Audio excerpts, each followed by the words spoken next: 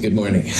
Really cool to have you all here. I hope your first week went well, and definitely hope you have a great weekend. Just a reminder that Monday at 1:10 p.m. in AC 2501, you'll turn in the 8 bottles lab that you did last week. Problem set 1 is due, but you won't turn it in right away. I want you to try the problems in problem set 1 before you come to class. But then most of Monday afternoon, what we'll do is we'll go over the problems. So I'll have some problem set numbers on the chalkboard, and I'd like you to go up and put your answer up there. And you don't have to sign your name or anything, but just put your work up there. And then I will go around the room and we'll talk about it, all right? The more you put on the chalkboard, the less you have to watch me type, write things on the chalkboard. So it really helps me out a lot. And again, you don't have to put your name up there or anything like that. It's not a big deal. But you'll self-correct your problem set while we're talking. Then you'll turn that in, and that'll get you ready for quiz number 1. In quiz number 1, we'll have problems from problem set 1. Quizzes are usually about 30 minutes in length. Show your work kind of questions. You can bring a sheet of notes, double-sided, 8.5 by 11, but all handwritten, nothing printed, nothing from the internet, stuff like that. Definitely bring your calculator, and I will have a periodic table for you to use. You won't need it, I don't think, on this problem set, but if you want to have one, you absolutely can. Then we'll take a quick break. We'll go to 2507, and we'll do the density in-class lab. Now, in the labs coming up, there's going to be an in-class version and an online version, and make sure that you do the in-class version. It's a lot different than the online version. The density in-class lab is an example of how we'll do measurements in science. We'll use the balances and read volumes and stuff like that. Never a dull moment. Questions? Any of this kind of stuff? Okay. I think I had success on the iClicker, still working out some of the details, but if you have an iClicker subscription, I'd love your feedback, especially if it doesn't work, let me know. There was a setting to have it geographically set up. Anyway, that wasn't a good thing to set up. So anyway, try that out, that'll be cool. I was gonna say something else, and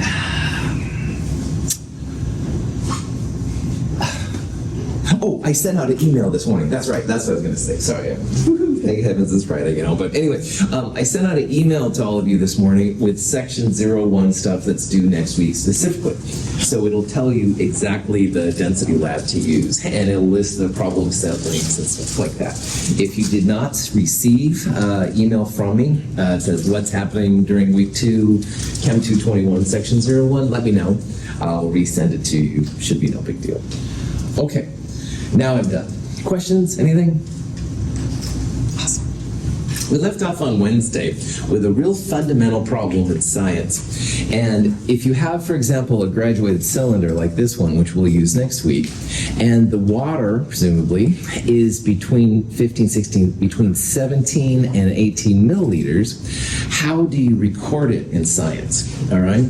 And initially you might think, well, it's definitely about 17, so let's call it 17. And that's one answer. Some of you might think, no, let's do a little better than that and go like 17.5. Some of you might think, oh, let's go 17.50 or maybe 17.6, stuff like that. And this is a real issue. All measurements, electronic as well as manual, have some uncertainty with them. Now, the manual things like this one, you can definitely see clearly.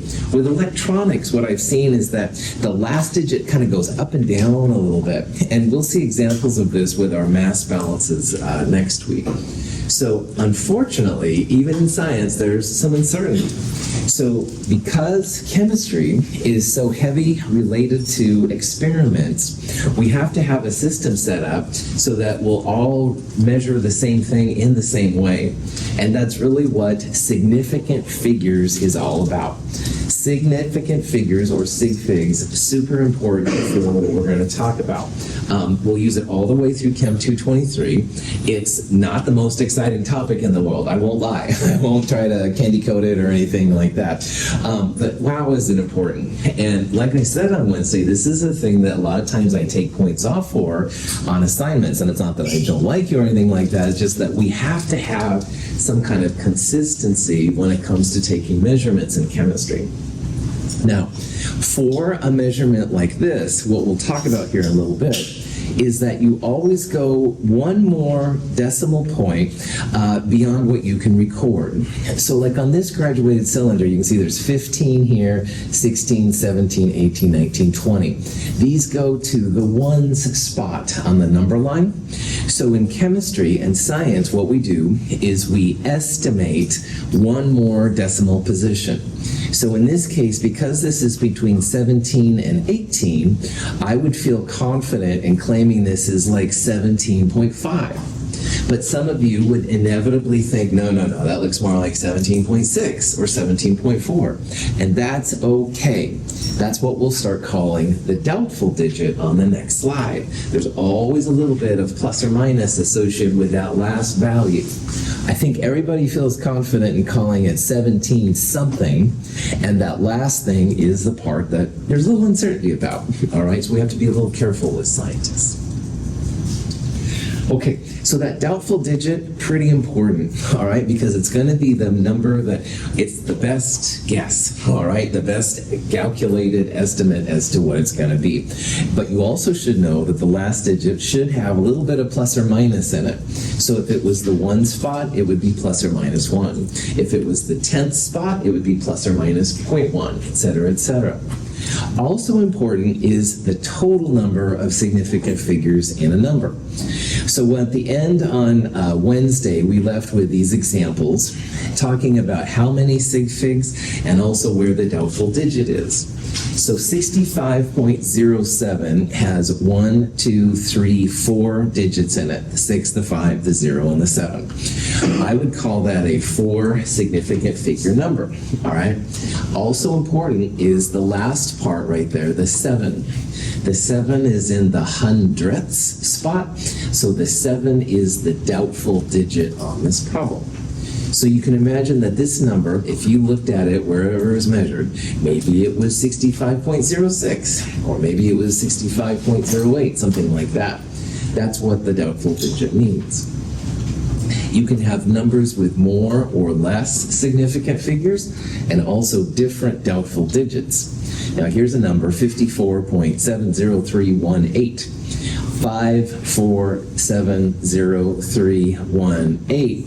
That's 7 significant figures, so that has a lot more sig figs associated with it. And the 8 position out there, that would be the doubtful digit. So for this one, you might have a 7 there or a 9 there, and that's okay in science. There's always a little bit of uncertainty what that's going to be. So when you're thinking about these things, think about the total number of significant figures as well as what the doubtful digit is. And we'll see they're both really important for stuff coming up. Any questions on these? Okay. Now, the one kind of trouble thing about sig figs is that zeros can count, like there's a 0 there and a 0 there, and they were both significant. But remember, on a number line, you can put zeros to the left of the 6 here. So you could have like 00065.07. You could also have zeros to the right of the 7. So you could say 65.070000. Now, most of the time, because this is an experiment thing, we don't care about those zeros, all right? They're placeholders, all right? We want to know that this is the 10s and this is the 1s. But we don't really need to know that the thousandths, which is the 1 to the right of the 7, we don't really need to know anything about that. We just assume it's 0. So there's a lot of rules about sig figs and zeros.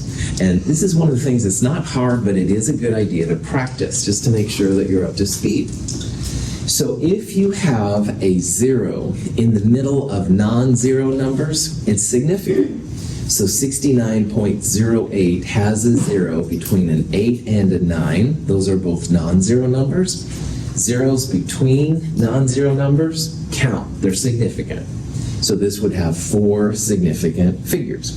And the last 2 examples I showed both had a 0 in the middle too, so they counted, no problems. Now, zeros before non-zero numbers are called placeholders, and they're not significant. So let's look at this number, 0.0089, all right? The first non-zero number is this 8. So what that means is all the zeros to the left of it don't count. They are not significant. This number in scientific notation would be 8.9 times 10 to the minus 3. And notice that all three of those zeros went away when I turned it into scientific notation. That's a great litmus test for telling if a zero is significant or not. So 0.0089 in scientific notation would be 8.9 times 10 to the minus 3.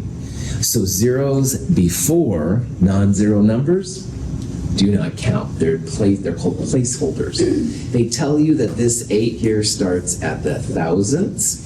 There's a big difference between 0.0089 and 8.9. All right, you have to know where the 8 starts to make sense of it. Questions?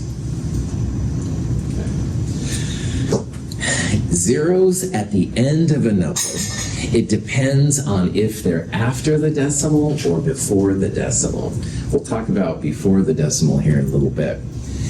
If a chemist reports a zero after the decimal, there must be a reason why the zero's there. So notice that 2.50, if the zero didn't mean anything, we would have written 2.5. And if 25.00, if those zeros weren't meaningful, we would have only written 25. So there was a reason why the chemist wrote zeros like that after the decimal. Zeros after the decimal count as significant figures. So this would be 3 sig figs, 2.50. This would be 4 sig figs. And both of these numbers have an uncertainty, a doubtful digit at the hundredths place, 0.01. So 2.50 would have a plus or minus of 0.01. So this number might be 2.49, 2.51, but the chemist thought 2.50 was meaningful. If we wrote it just as 2.5, then the 5 would be the doubtful digit. We have 2.4 to 2.6, something like that. There's a lot more uncertainty with 2.4 to 2.6 than there is 2.49 to 2.51, a smaller plus or minus, right? So this is why chemists love to do this. If what I said was just gobbledygook, here's another way to think about it. Chemists really won't write things down unless they have to. I'll talk about chemists are lazy here in a little bit, and my students have debated this with me back and forth, and I understand. Chemists, if they're lazy, would only write 25, all right? So there must be a pretty good reason why those zeros are there, and the same thing right there. So if you see a number like 3.0000, there's a reason why those zeros are. Chemists wouldn't write them otherwise. If the zero's written after the decimal, count. Yeah. What's the reason? What's the reason? So 2.50 would have plus or minus 0.01. So 2.49 to 2.51. The scientists really did a good job measuring it, and there's a really small uncertainty. If it was 2.5, the number would be between 2.4 and 2.6. So you'd have a lot larger plus or minus, like uncertainty in your measurement. And chemists always want the ultimate answer, all right, just like you do and everybody else in the world. So having a smaller plus or minus is better than having like a bigger one and stuff. Good question. Yeah, there is a method to the madness. I know it seems a little insane, but yeah. Good question. All right. Now, often though, zeros can be after a non-zero number, like this one right here is after the 5, but before the decimal point. And these are trickier, all right? But here's the rule we're going to use almost all the time. Numbers after a zeros after a non-zero, but before the decimal, don't count unless there's a dot right there. So let's go back to this plus or minus. I love that you brought that up. 1500, like that, is a 2 sig fig number. The 1 and the 5. We could write this 1.5 times 10 to the 3rd. That means that the 5 is the plus or minus. So this number would be somewhere between 1400 and 1600. Pretty big plus or minus, all right? 1500 with a dot tells you and chemists that this is a 4 sig fig numbers, the zero count. This is the doubtful digit right here at the 1 spot. That would be 1499 to 1501. So instead of having 1400 to 1600, which is pretty big, you only have 1499 to 1501. So let's say you're counting dollar bills, all right? $1,400 to $1,600 is pretty big. That would be rough. You didn't do a good job counting, whatever you want to tell, and stuff like that. However, $1,499 to $1,501 bills, yeah, I can deal with that. All right, a little bit of plus or minus is okay. Money, of course, is maybe more exciting than science in this case, but the idea is the same. You want to have the least amount of uncertainty in your Any question? If you see a dot at the end of a number, it's something meaningful. It's not just an accidental typo or something like that, all right? And it does help you to see that it's meaningful. Finally, there are some conversions which are considered exact, which means you either have infinite sig figs or you don't worry about the sig figs, whichever way you want.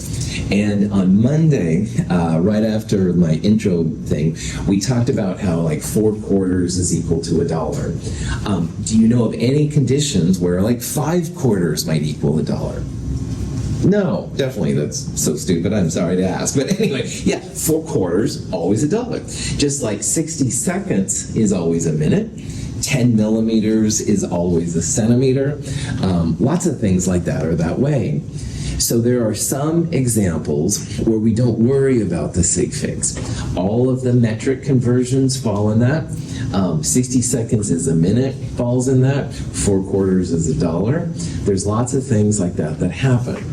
Now, that being said, there are lots of conversions that are experimentally determined. We're going to use the periodic table, the red numbers up there, for a lot of things in a couple weeks. Those red numbers are all experimental. Some scientists somewhere had to figure out those numbers, and even since I've been teaching at Mount Hood, a lot of those numbers have changed a little bit because they have better values. So there's not that many conversions, but there are quite a few that we'll use. Just kind of keep that in the back of your mind as we go through this. I hope this all points out how important it is just to practice a little bit, all right? These things, honestly, there is a logic to them, but it's a little weird at first, all right? And again, just remember in the back of your mind, after you curse my name or the class, whatever, which is totally fine, I'm not offended or anything, just remember that it's all based on experiments, man. We want to do the best job as possible as scientists to keep everything kind of under control. So let's do some examples here and stuff like that. Now again, I believe the iClicker's open, but I want to hear some feedback here a little bit if it's not or not, if it is or not. Here's 4 numbers, all right? And they all look a lot different. Some of them are really big, like the first one, the last one. Some of them are pretty small. But the question is, do they all have the same number of sig figs, yes or no? Well, let's figure it out. Here's 1,000. 1 is the first non-digit number. Oh, there's a dot right there. Are these zeros significant if the dot is right there? Yeah, right on. So these zeros count. This has 1, 2, 3, 4 sig figs. So that is a 4 sig fig number. Let's go to the next one. 9, 7, 3. Those are all non-zeros. They totally count. 0 is always the troublemaker. This 0 is after non-zero numbers. Now, chemists would write 9.73 if this 0 wasn't meaningful, all right? They wrote it for a reason. Chemists really are lazy. We won't do things if we don't need to. This is a 4 sig fig number 2. If the 0 is after the decimal and after a non-zero number, it counts. 4 sig figs. So the first one and the second one there both have 4 sig figs. Questions on those two? All right. When you see a number like this, sometimes it's helpful to think about what it would be in scientific notation. And if you do that, you'll move the decimal over 1, 2, 3. Excuse me. This would be a 10 to the minus 3 number. And these 3 zeros would all go away. So these 3 zeros are all placeholders. They tell you where the 4 starts. It's not 4.270, it's 0.004270. And this 0, like this one right here, is after the decimal and after a non-zero number. It counts. The chemist wrote that for a reason. So in scientific notation, I would record this number as 4.270 times 10 to the minus 3, 4 sig figs. Finally, this number is a big number. There's no dot at the end of this number where those zeros are. So if there's no dot right here, do those 2 zeros, are they significant? No, well done. These zeros are just placeholders. We don't want to call it 299.8 or something like that. We want to call it 299,800. In scientific notation, this would be 2.998 times 10 to the 5th. That's not so important, but the number of 4 sig figs is important. So all of these have 4 sig figs, all right? They're all 4 sig fig numbers. They look different, but they are totally cool. I'm seeing some people doing iClicker. Anybody having problems with iClicker? Yeah. It says there's 2 answers on the board, but I have 5 like options. You can just ignore the other ones. You bet. That's right. I thought so. Yeah. Good call. That's actually a really good call. Most of my questions will be 5 answers. Some of them, though, will be 2, 3, and 4. And yeah, just ignore the ones that aren't there. Excellent. Good question. I appreciate all your patience with like the good thing. This is one of them. But keep the feedback coming. All right, Prophet back on. Any questions? So scientific notation is, of course, really going to be important for these things. I talked about it briefly on Monday. I won't spend a lot of time with it here, but just realize that scientific notation is a great way to express numbers that are huge and really, really small. And if you have a calculator that doesn't do scientific notation, you will inevitably start counting zeros, which will make you go cross-eyed or something like that, which is not good. But more importantly, almost always you miss a 0, all right? And you'll have an answer which is wrong. So I highly recommend on your calculator you find a method to go from scientific notation back to regular and vice versa. Let the calculator do the work, man. Don't let it do it. But anyway, if you do a scientific notation, you write it as 1 digit to the left of the decimal, and all other digits go to the right. And then because, like in this case, we moved it to the left 2 spots, that's why the 10 to the second is there. 215 would be 2.15 times 10 to the second. And then really small numbers, if you need to convert one way or the other, 10 to the minus 8 means you have a really small number. So in this case, what I would do is start off as 1.56 and then move it, like I tried to show right there, over 8 positions. So there would be 7 zeros in that number, quite a few and stuff. And again, if your calculator, if you're having problems, then you don't want to be counting these zeros all the time. So your calculator will just make mincemeat of these things, which is really cool. Now, you can always use scientific notation in answers with me. I've got no problems with that. Please do not make me count your zeros. If you have a number with lots of zeros, I'll mark you down. Don't make me do that. 2 or 3 zeros, I can handle, all right? But man, if you start doing lots of zeros, you won't get full credit for it. It should be really easy to do. I have a couple of handouts. You can check it out if you have questions on it. Proper scientific notation is critical, and that means only 1 non-zero number to the left of the decimal. Don't use that engineering mode and stuff, so it's a little anal retentive, and I apologize. Chemists are weird, whatever term you want to use. Any questions? All right. Now, calculators, when you do math with these numbers, will give you numbers that are super big, super small, and stuff like that. And of course, as you know, some like fractions go on forever and ever and ever.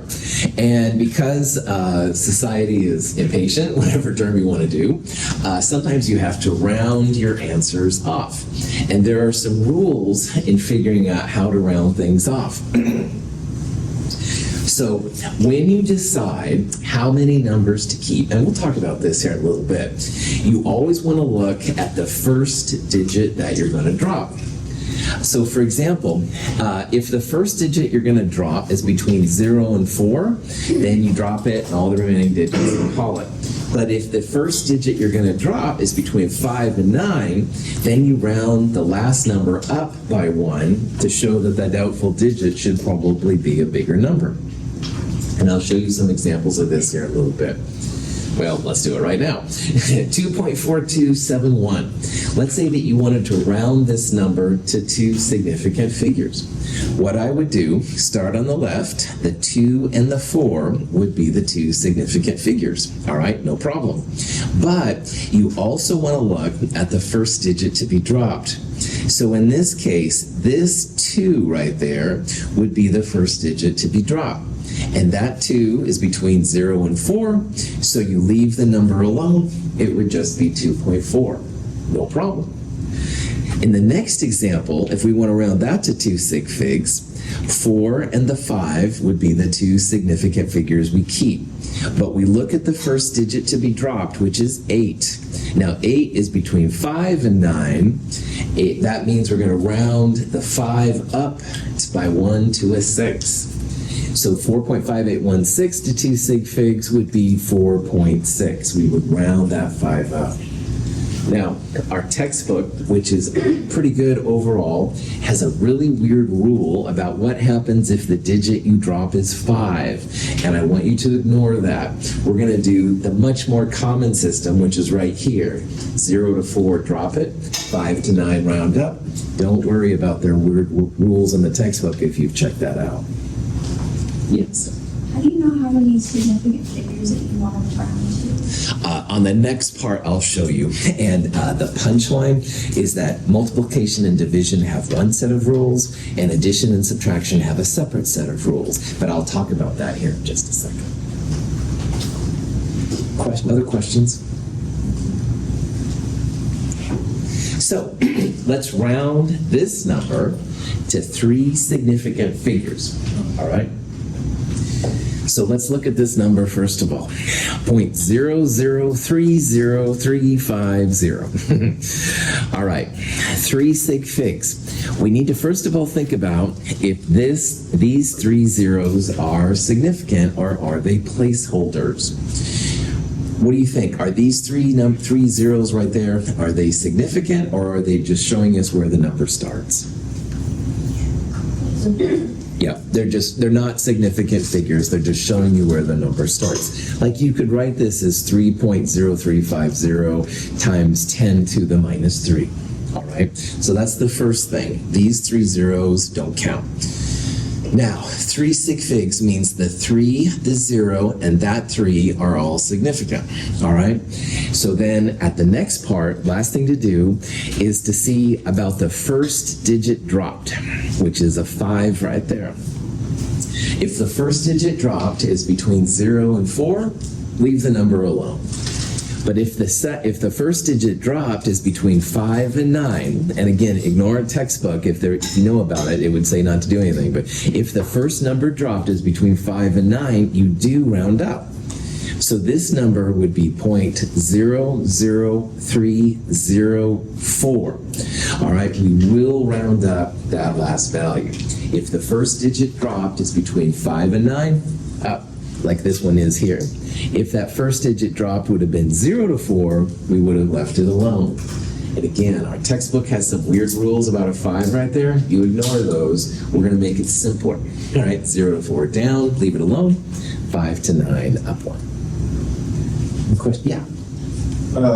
What if you change the number from that to 0.003034.5? We round up that last significant, that last number to the 4, and then round up that now 5 to the 3. Good question. So let's write it out. 0.0030345? Yeah. Cool. All right, so three sig figs. Again, these three numbers here would be just placeholders and they wouldn't count. So 1, 2, 3. You'll cut it off after the third sig fig. And you literally can ignore everything out there. And you just look at the first one that's dropped. So 0 to 4, you don't do anything. And 5 to 9 means +1. So this number would be just 0.00303. Excellent question. Yeah. Let's say you're like, have one that's rounded up and the number that's getting rounded up is or like, and then the thing's 9, like 9. 9? When it adds up, well, it changes the number significantly, because when that's like 4, 9, and the 6. I think I see what you're saying. Let's say you had a number like this and you wanted to round it up to 2 sig figs. So 5 definitely means round this up. And the answer is yes, you would make this then 0.50, something like that. You bet. Good. If it's like a chain of 9s, would it be more complicated? Like, imagine. You literally ignore everything except for that first digit.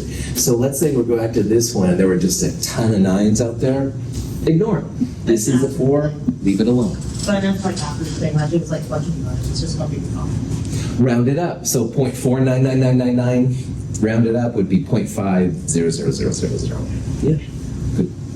Before like rounding it, are we allowed to put it in scientific notation to make it look nicer? Yeah, that's fantastic. You bet. Sometimes it's easier to see where the sig figs start that way and stuff. So you bet. Find your way through this stuff. It's a little weird, as you can see, but it is totally doable, and I encourage you to explore stuff like that. Great questions. Other questions?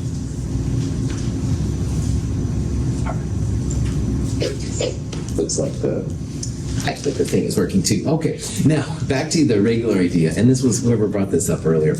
You need to know how many sig figs you need before you can round up and stuff like that. And the punchline here is that there are 2 rules for figuring out how many sig figs you need. And the 2 rules depend on the math application that you're using. Multiplication and division is one set of rules, but adding and subtracting is a different set of rules. And that's a little weird too, and I'm just letting you know, just practice. Now, multiplication and division is what we'll do in chemistry more than 90% of the time. When you're going to do calculations on problem sets, most of the time, multiplication and division is what we'll do. And people usually do pretty well sig figs multiplying and dividing. When you multiply or divide, or a mixture of them, the final answer cannot have more sig figs than the stuff you put in, all right? So here's an example of finding a gas mileage on your car. Let's say that your car travels 278 miles when you look on the odometer, and it took 11.70 gallons of gas. So this is a multiplication or division problem. We're dividing here. The top number has 3 sig figs, 278. The bottom number, the scientists wrote that 0 there for a reason, so that's a 4 significant figure value. Now, if you put this in your calculator, you get this number, 23.76068, blah, blah, blah. It goes on and on and on and on and on. Applying sig figs to this rule, though, 4 sig figs on the bottom, 3 sig figs on the top, we need to have an answer with only 3 sig figs. So the smaller number of sig figs goes forward. The bigger ones get lost. So 23.76, etc. We would go 1, 2, 3, 7 would be the third sig fig. 6 is between 5 and 9, so we'll round up. 23.8. So the smaller number of sig figs goes forward in your calculation in the final answer. Sometimes in lab, I'll say, man, you gotta fight for your sig figs. And what I'm trying to say is that when you calculate things, the smaller number of sig figs goes forward. If we could have had a 4 sig fig value for the mileage, we could have had a 4 sig fig value for the gas mileage. And in the science world, that's pretty cool. But with the data we have, 3 sig figs divided by 4 sig figs, we're going to call it at a 3 sig fig answer. This works for multiplying and dividing. So if we took the miles per gallon and multiplied it by this, we would also have 3 sig figs. Cool. Question? Yeah. So because we only have 3 significant figures in the answer, if we were to take, no. couldn't you take the action probably. Never mind. No, it's okay. I'm glad you're thinking about it, you're figuring it out, and that's what I want you all to do. Yeah, no worries. Other question? Okay, so like I said, 90% plus of the problems we're going to do in chemistry are just like this. Multiply, divide, smaller number of sig figs goes through. But adding and subtracting have a separate set of sig fig rules. And sometimes what you see in multiplying and dividing will be quite different than what you see right here. Now, adding and subtracting is mostly present when it comes to temperature conversions, and we'll talk about that later. But if you have a temperature conversion, especially, be aware that you're going to have a different set of sig fig rules. Sometimes you'll end up with more significant figures. Sometimes you'll end up with less significant figures. Adding and subtracting is a little different, because adding and subtracting is about those doubtful digits. Now remember, the doubtful digit is the last recorded number in a value. So this is an example of how this might work. Let's say that we're going to add some volumes. We have a 3.18 liter amount, and we're going to add 0.01315 liters to it. Now, 3.18 is a lot bigger of a number than 0.01315. When you add and subtract, the final answer, which is right here, you want to cut it off at the largest doubtful digit. So 3.18, the doubtful digit is the 8. That's the 0.01, the hundredths position. That's the largest value. And notice that given this number, we don't know what these three digits are. Maybe they're zeros, maybe they're all nines. We don't know. All right, that's the uncertainty part. Now, this number right here, 0.01315, the 5 is the doubtful digit, all right? Tenths, hundredths, thousandths, 10,000, 100,000s, yeah, is the doubtful digit here. When you add these two numbers together, if the 3.18 happened to have all zeros there, this would be the number you'd get, and that would be really cool. But the scientists, because they couldn't, or they were lazy, I don't know. Could be their answer. I'm sure they could. Anyway, they only recorded it to 100th of a liter. That's why they stopped it at the 8th. So when you add these numbers together, there's no confidence in these question mark numbers at all. All right? Zeros, nines, fives, anything. It's hard to say, right? So these numbers right here are meaningless. All right? No confidence. So we need to cut adding and subtracting off at the largest doubtful digit. So in this case, it really comes down to cutting it off at the hundredths spot.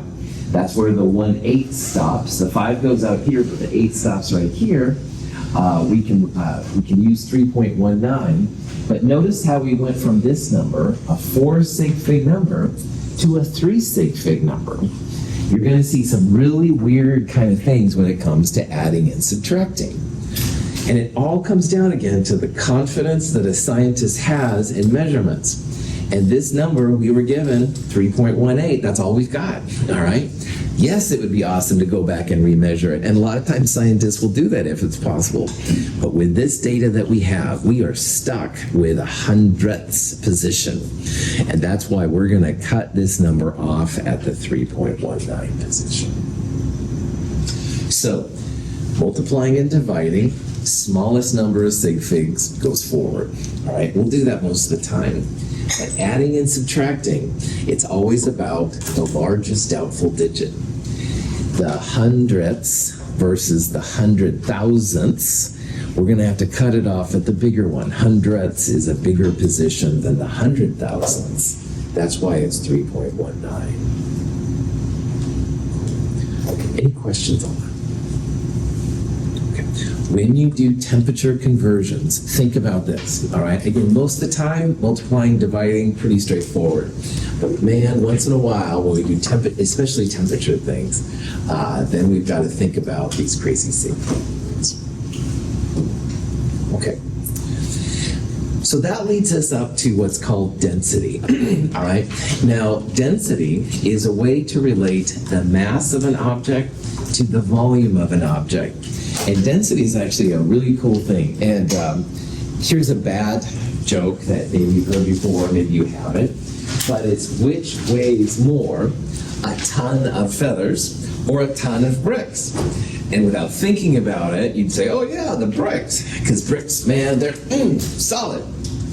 Oh, that's pretty solid. Anyway, very, very, very solid, all right? It doesn't give way. Feathers, I would, try to punch through them, go through it, no problem, right? The reason why this is funny is that a ton of anything is a ton. And if you have a ton of feathers or a ton of bricks, it's going to be the same weight, all right, same amount. And the joke makes more sense when you start thinking about density. Because density relates the mass of an object, which is usually in grams, to the volume of an object, which is milliliters, centimeters cubed, liters, stuff like that. Brick is a lot more dense. If I have a brick amount, mass, it's going to be a lot of mass in that brick volume, all right? But if I put all those feathers in the same volume, my hand would go right through it. Not a lot of mass in the same volume when it comes to feathers. Feathers don't have the density. This has lots of implications for chemistry, all right? Gold is one of the most dense substances known. Very, very lot of mass, a lot of grams per centimeter cubed. Mercury is pretty dense too, actually. 13.6 grams is pretty high. Does anybody know off the top of their head roughly what the density of liquid water is? Nice, 1.00, 1 gram per milliliter. And the density of water is a standard that's used quite a bit. So in 1 milliliter of water, you have 1 gram. We're going to see in a little bit that a centimeter cubed is equal to a milliliter. So if you have 1 milliliter of mercury, you'd have 13.6 grams, a lot more mass. And if you had 1 milliliter of gold, 19.3 grams. So this is more dense than mercury, and mercury is definitely more dense than water. You had a question back there. Doesn't the density of water depend on like temperature as well? Yes. So density of water is about 1 gram, but most of the time, if you have more sig figs, it's actually 0.99 something. We'll use the density of water next week in lab. Cheesy video time. The can of Pepsi is dropped into the water. Note that the can sinks. Now the can of Diet Pepsi is dropped into the water. Note that the can floats. What causes the difference in densities? Pepsi contains sugar and Diet Pepsi contains aspartame. Sugar solutions are more dense than aspartame solutions. You can quickly tell if you have a sugar cola or a non-sugar cola using density. Sugar and water get along really well, and they make solutions which are more dense than water. They'll have a number that's greater than 1 gram per milliliter. On the other hand, aspartame, NutraSweet, those kind of things, make solutions which are less dense than water, less than 1 gram per milliliter. So they will actually float on top of things. Superpositions is the fancy name for more dense things go to the bottom and less dense things go to the top. So if we put gold in water, gold goes to the bottom. It has a bigger density than water, which is about 1 gram. On the other hand, the NutraSweet aspartame solutions, less dense, they'll float. What's the least dense solid element? The least dense solid element I can think of would be aluminum. It's about 2.7 grams per centimeter cubed. But there are solids like plastics which are less dense than even water sometimes and stuff. So. I have to show this.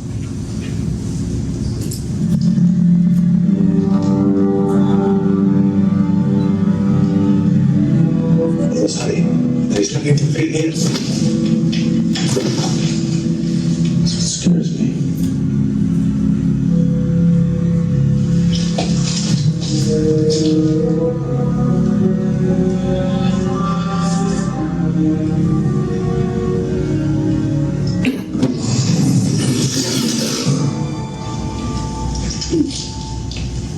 Stay here. Je suis ici, Seigneur.